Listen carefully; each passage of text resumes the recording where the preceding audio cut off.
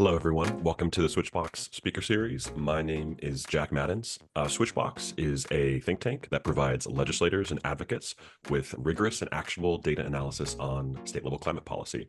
The speaker series is an opportunity for our community to learn about and discuss the latest policy and technologies driving state level climate action. The first half is on the record and recorded, and the second half is off the record discussion. Today, we're talking about California's whole neighborhood decarbonization program, aka SB 1221, aka California's big zonal electrification experiment. The new law gives utilities explicit permission, if they didn't know they had it before, to start funding the electrification of whole neighborhoods when it's cheaper than replacing old, expensive gas pipelines. How's it all going to work in practice? How's it all going to work in practice? And who is going to tell the neighbors? We've got the best person to talk about this with. Becky Menten is California director at the Building Decarbonization Coalition and led BDC's advocacy and co-sponsorship, along with many others, of the Priority Neighborhood Decarbonization Program. She will explain the ins and outs of implementing zonal electrification and the strategy behind getting the bill over the finish line. This is, I think, my favorite piece of state level climate legislation from this past year, and I couldn't be more excited to have Becky here. Becky, welcome. Thank you so very much for that kind introduction. I'm also very, very thrilled about this piece of legislation. So thank you for giving it some props and giving me a chance to talk about it. So first off, I wanted to introduce myself. As Jack said, I'm the California director at the California Building Decarbonization Coalition. Here I oversee political strategy and execution and coalition building. Our objective is to advance climate policy and equitable building decarbonization in California as well as nationally, but of course my scope is California. Prior to my time here at the Building Decarbonization Coalition, I've worked almost 15 years at this point actually on energy programs. I've worked at community choice aggregators, including MCE and Ava Community Energy. I also oversaw DER programs at the Center for Sustainable Energy, and I spent some time at both the California Energy Commission and the Public Utilities Commission. So I've seen sort of a global perspective of energy here in California. Currently, I live in San Francisco and really happy to be here with all of you today, wherever you're calling in from. I also wanted to take a moment to introduce the Building Decarbonization Coalition itself. We are a coalition-driven approach to trying to harness all kinds of different voices within the building decarbonization space. We work with energy providers, we work with environmental NGOs, we work with manufacturers who represent a broad amount of the heat pump manufacturers in the industry right now, and really try to approach problems from a more centrist and broader coalition-based aspect to hopefully achieve solutions that work better. It's also very nice to see many familiar faces among the participants today. So wonderful to see some of your names popping up here. So moving on, I wanted to start off a little bit by talking about what neighborhood scale decarbonization is and why we're so excited about it. Neighborhood scale decarbonization is also sometimes called zonal decarbonization. And at its base, it's a strategy for transitioning entire communities at scale to decarbonize energy sources. The goal here is to manage a transition off of the gas system. I also want to note that this is not intended to replace the existing approach, which is more appliance by appliance, but it's really intended to scale up how we can actually achieve this building decarbonization. Another really nice aspect of zonal decarbonization or neighborhood scale decarbonization is that it's not only transitioning neighborhoods at a time to the future with clean all electric appliances, but it also provides an opportunity to strategically manage the transition away from our existing natural gas infrastructure. How it works in theory, we target locations where we've identified a gas pipeline is aging, might be in need of repair or replacement, and where it's cost effective or feasible. Instead of investing in that pipeline technology, you take the funding you would have spent and you redirect that towards electrifying the neighborhoods that are served by that pipeline, thereby allowing the customers to depart the load and allowing the utility to prune its system and shrink its overall system of gas pipeline infrastructure. This helps to stop continued investments in a gas system that, at least in California, we've signaled pretty clearly that we intend to eventually move away from in the hopes of achieving our targets here of carbon neutrality by 2045. What's also important to note is that because we're really looking at doing projects that are cost effective, therefore same amount of money that would have gone into the gas system goes to electrifying the homes served by that gas system. This is a program that can also stabilize and ideally reduce ratepayer bills over time by shrinking the rate base. So we think it's a pretty neat solution, and definitely one that should be part of the toolbox. Why neighborhood scale? I mentioned some of this, but just a few more notes on this. Currently, California regulators authorize hundreds of millions of dollars of gas utility spending on replacing even just a small portion of pipelines a year. This spending is part of the rate base, meaning that all customers of that gas system pay back those investments. These investments are financed, and that means that they're amortized over lifetimes of 50 years. So any investment that we make in a gas pipeline today, we're paying for 50 years, which means we're going to be paying for these investments long past our target of carbon neutrality here in California. A few other fun statistics. California's gas customers spend about $2.5 billion annually to repair and maintain gas pipelines. The PUC's outdated regulatory process approves this spending, but it does not currently allow a pathway for reviewing zero-emission projects as an alternative. Although I will note, the CPUC has been for years exploring how they can move in this direction. Replacing California's aging gas pipelines could cost an estimated $20 billion over the next decade. And this creates a situation where we're investing in a gas system, even as customers are beginning to electrify.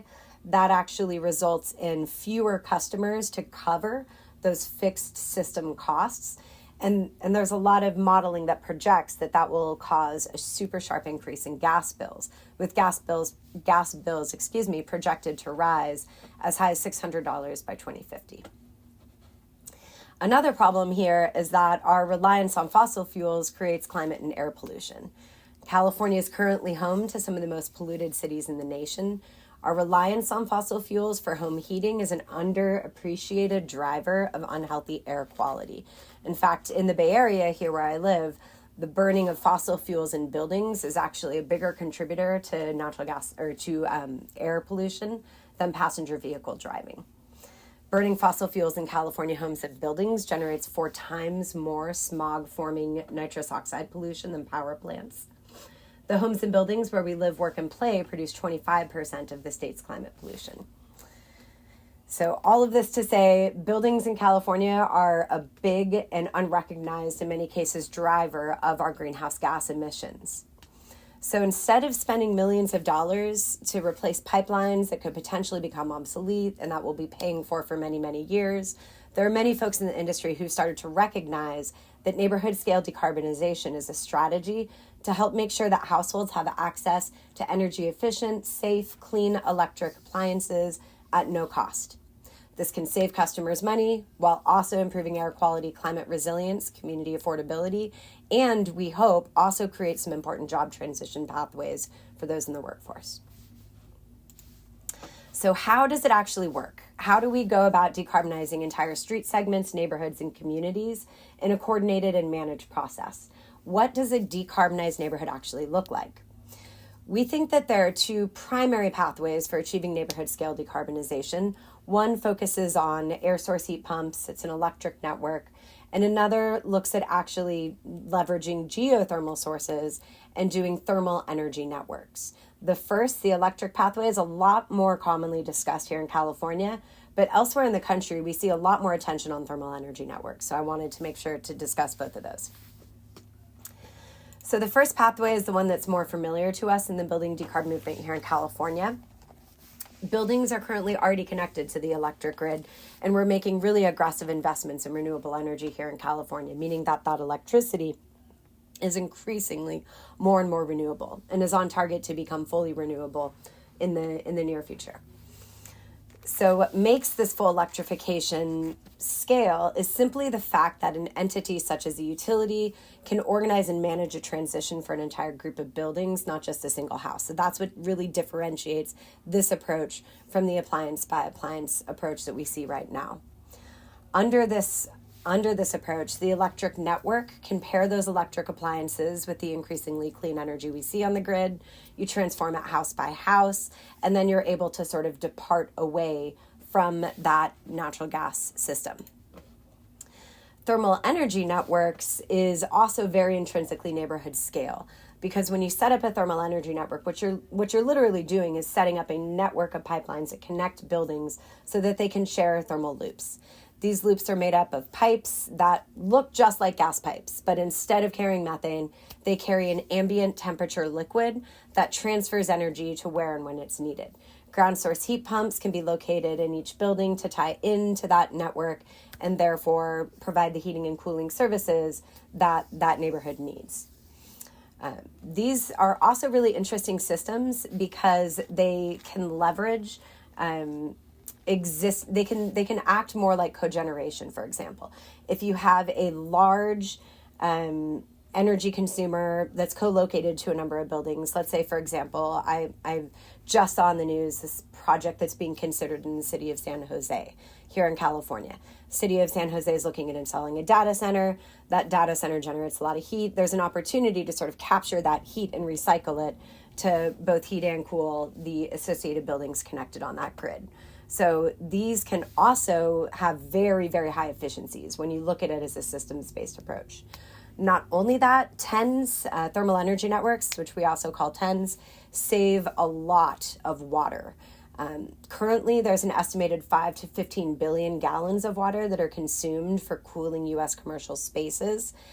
BDC worked on a brief where we looked at the potential water savings from a thermal energy network approach. And across 8 of these thermal energy network sites, the average annual savings were 337 million gallons of water. That's equivalent to about 3,000 U.S. households or about 511 Olympic-sized pools. I know I don't need to tell those of us in California that water is increasingly a major concern. So it's really, I think, a really nice and unique aspect of these thermal energy network systems that they can provide these kinds of savings. Okay, now that we have heard, actually, I do want to speak briefly to the benefits of neighborhood scale as well. We've already discussed the fact that buildings are a big source of greenhouse gas emissions. Transitioning those to clean and electric has a huge benefit for greenhouse gas emissions, but it also has a benefit for air quality. As we burn natural gas, we have nitrous dioxide emissions. Those are some of the leading causes of smog, unhealthy air. This is both inside your home and outside your home as those appliances vent outside. These approaches can lower utility bills, especially as we see this potential gas rate spike that is coming in the future. These are also approaches that can expand access to air conditioning. There are many communities in California that are experiencing increasing instances of extreme heat, and a lot of those communities currently lack access to air conditioning. Well, if you can replace a furnace with a heat pump, then you're able to provide life-saving cooling in some instances to these communities. We mentioned mitigation of climate change, and then I mentioned this briefly, and I'll talk about this more in a bit, but we're really interested in whether or not neighborhood scale can provide an interesting job transition pathway for workers who would be affected by a declining gas system. Neighborhood scale works really well for skilled and trained. You're able to really aggregate projects. They're large projects. We want to make sure these projects are installed to the highest quality. So it can be a really interesting job creation pathway for those high road jobs that we frequently see within the trades.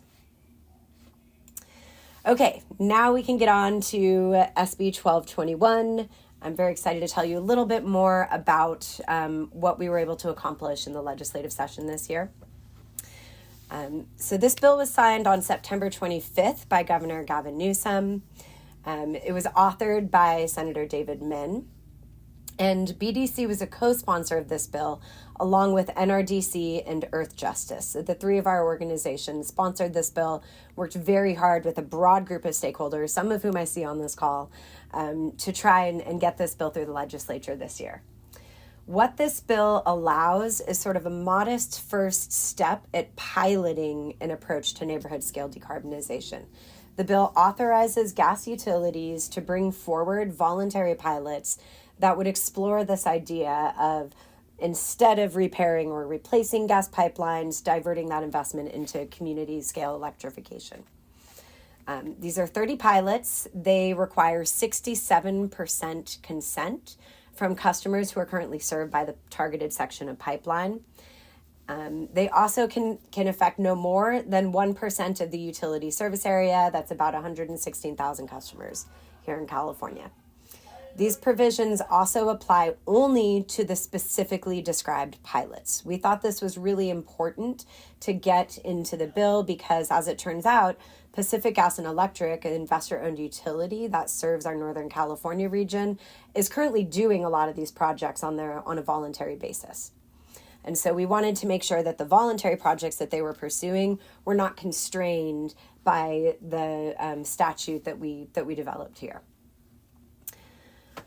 And one other thing I should mention too, because this is actually the component of the bill that's kicking off the fastest, is that the bill actually also requires gas utilities to provide maps of their infrastructure and of their planned near-term projects.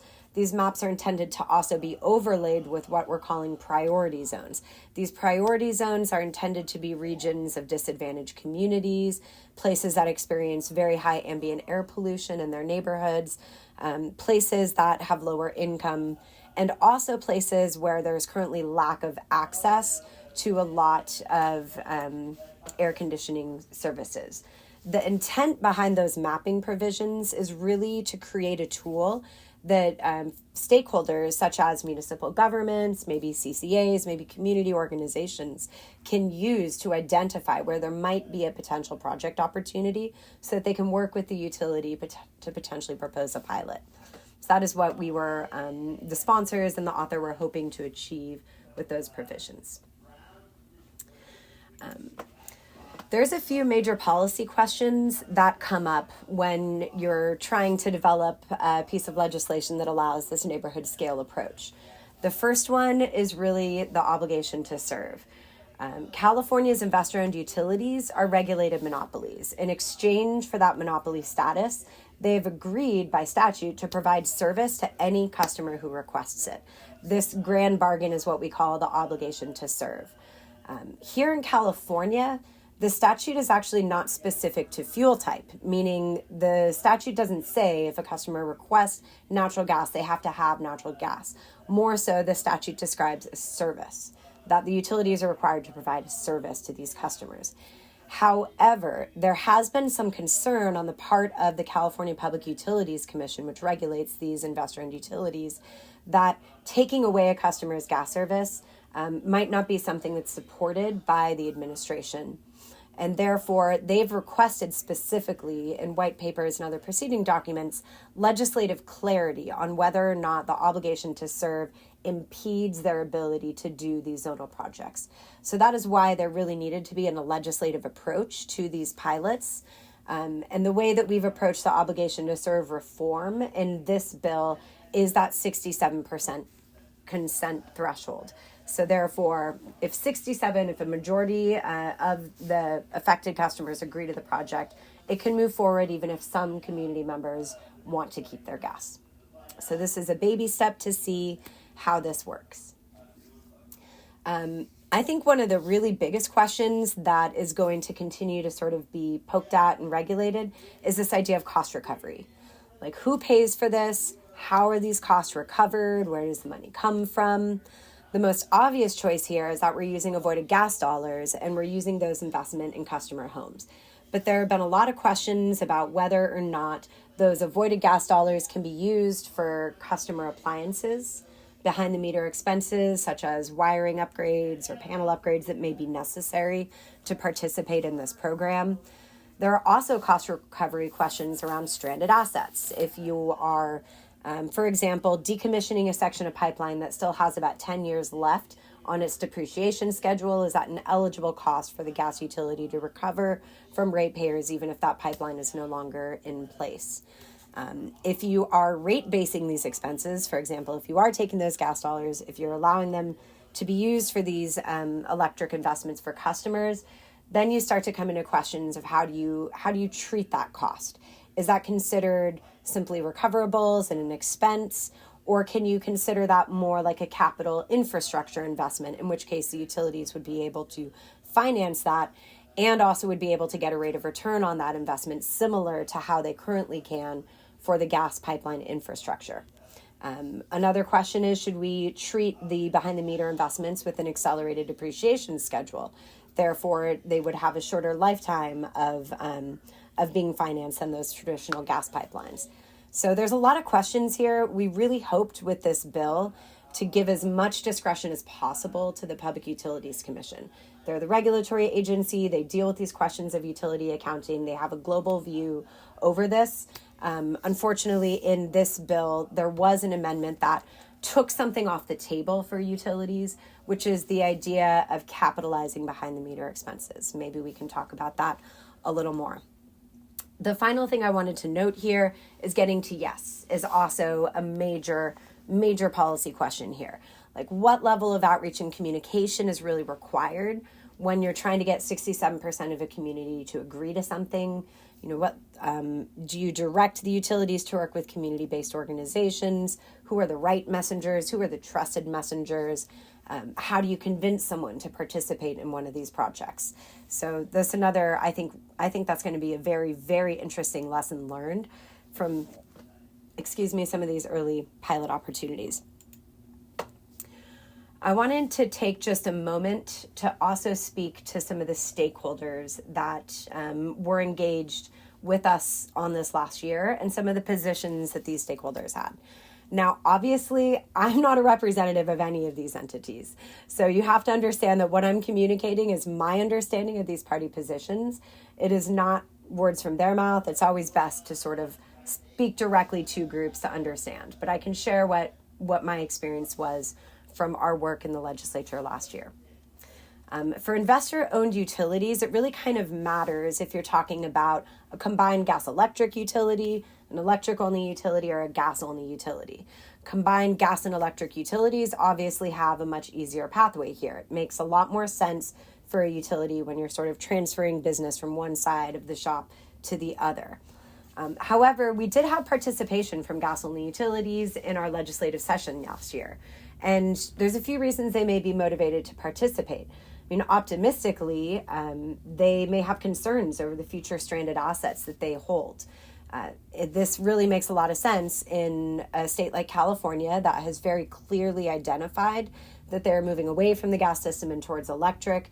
That may cause concern for a gas utility who holds millions of dollars of gas assets. And this could provide a pathway for them to really mitigate the stranded assets that they're holding. There may also be interest from those gas utilities if they see that the writing is on the wall and that California is moving in this direction, then they may be motivated to sort of come to the table to help shape that legislation. Make sure it works for them, make sure the things that are very important for them, such as cost recovery for undepreciated assets, are in consideration. So I really do think that having that strong statewide framework makes a really big difference in getting stakeholders who might not otherwise have an interest in participating to the table. Labor is not a monolith. Labor obviously has many different trades. Some of them have a lot of opportunity with electrification, like electricians. That's pretty straightforward. But there are others for whom this is pretty existential. I mean, if you're a pipe fitter who's working on the gas system, you're seeing a bill that is proposing to basically shrink that gas system. Obviously, that's going to be a concern to you and to your constituents. We really are hoping that neighborhood scale can be a pathway to help provide jobs for those who would be affected by a shrinking gas system. We have language in the bill that provides preference for skilled and trained, but frankly, I would love to see something stronger come out of regulation. Environmental NGOs, most are very supportive. They want to make sure there are appropriate guardrails for this program. For example, if you're looking at alternatives to gas service, you want to make sure they're zero emission. A lot of the environmental justice communities that we worked with wanted to make sure that there were guardrails and protections in place for the low-income communities. They also want to make sure that those low-income communities are prioritized, that as we're looking at these no-cost building upgrade opportunities, that we're really focusing on communities who deserve to be at the front of the line, especially communities that have suffered from historic marginalization, high environmental pollution, customers who don't have access to AC currently, but are suffering in high heat districts. And then finally, for the existing administration, I know that cost is a major concern. Cost is a huge concern across the board. So there was a lot of interest in how we're managing the cost recovery in this bill, making sure that we're not adding to what we're already seeing here in California, which is very high electric rates. There may also have been a sense from this administration that the Public Utilities Commission currently has the authority to do this, because many think that they do. After all, as I mentioned under the obligation to serve, it is not fuel specific in the statute. So that's just a sense of where some of those major stakeholders landed. Just about to wrap up here, a couple more slides. The first thing I wanted to do is speak to just some general legislative best practices that are important to keep in mind. First of all, obviously, you have to identify those key stakeholders. SB 1221 is actually the result of 2 years of working on a bill like this.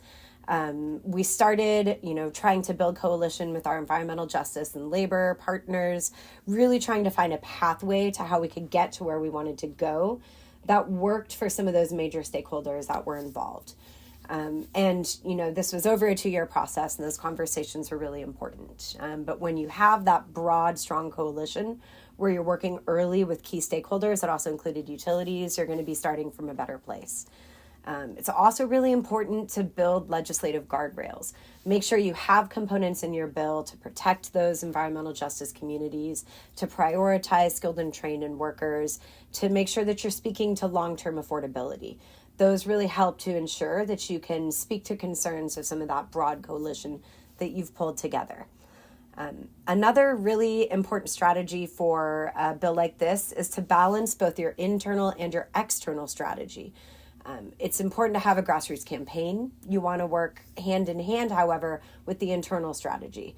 That allows you to have both legislative depth as well as a public-facing strategy that's ready to go when you need it. For example, if you're up for a vote, if you're in a key policy committee, if you're waiting on a governor's signature, you're going to need that external-facing strategy. But that may look different than the strategy that you have for dealing with the politics inside the building. So I think it's important to keep in mind that internal-external approach as well. And then finally, I mentioned that this bill was a result of really a 2-year effort. There is critical education that sometimes needs to be done with your legislative bodies. Not all of your legislative members are going to be up to speed on these issues, especially something as relatively esoteric as a neighborhood scale decarbonization. So really spending a lot of time, working with policymakers, making sure they understand the benefits, being available to answer questions about how this works, being nimble enough to be able to develop new one-pagers or new resources based on the questions that you're getting from folks that you're interacting with. This is a really important part of this. And I will say that we benefited greatly in SB 1221 from some of the groundwork of SB 527, which was 2023 legislative session. We really were able to work a lot with some of those committees, for example. So next steps for neighborhood scale.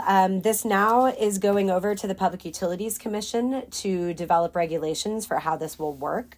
The CPUC has already scoped the mapping provisions of this bill into the new gas rulemaking, the new long-term gas planning rulemaking.